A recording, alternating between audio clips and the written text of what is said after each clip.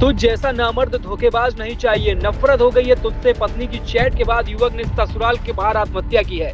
कानपुर के चकेरी इलाके में दर्दनाक घटना ने पूरे क्षेत्र को झकझोर दिया, जहां पर विक्रम केवट 25 वर्ष ने अपनी पत्नी रिया को मनाने का प्रयास में ससुराल के बाहर ही जहर खाकर आत्महत्या की है।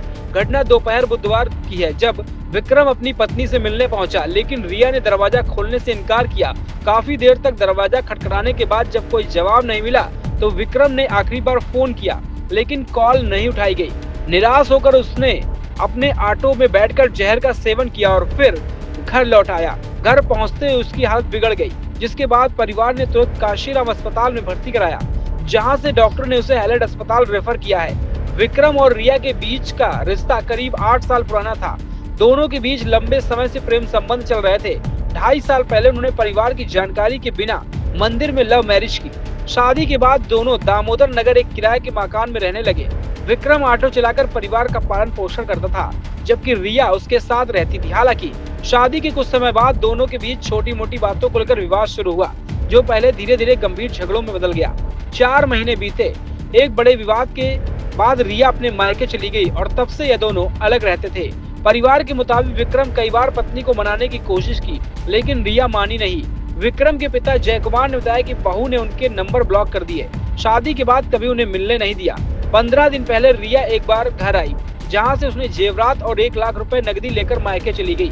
विक्रम ने उसे वापस बुलाने की बहुत कोशिश की, लेकिन सफलता न मिली। पिता ने यह भी खुलासा किया कि विक्रम पहले भी 4 से 5 बार सुसाइड करने की कोशिश कर चुका है, लेकिन हर बार बच जाता था। घटना के बाद विक्रम के मोबाइल में दोनों की व्हाट्सएप चैट लीक हो गई, जिसमें रिया की ओर से कड़े शब्द नजर आए हैं। एक मैसेज में रिया ने लिखा, तुझ जैसा नामर्द धोखेबाज नहीं चाहिए, नफरत हो गई है तुझसे, तेरे नाम से, तेरी दोगली हरकतों से।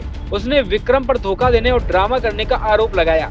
विक्रम ने जवाब में कहा था कि अब वह कुछ नहीं कहेगा, उसे परेशान नहीं करेगा, लेकिन रिया ने फिर भी तीखे लहजे में बात की। इन चैट से साफ झलकता है कि दोनों के बीच गहरी अनबन और विश्वास की कमी। पुलिस ने शव को पोस्टमार्टम कराया है। चकेरी थाना प्रभारी अजय कुमार मिश्रा ने बताया कि अब तक परिवार की ओर से कोई लिखित शिकायत नहीं दी गई।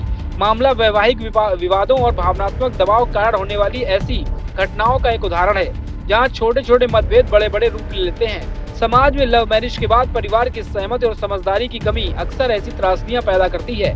विक्रम का परिवार अब गहरे सदमे में है, जहां एक इकलौता बेटा खो चुका है और उसकी 4 बहनों में भविष्य अनिश्चित हो गया।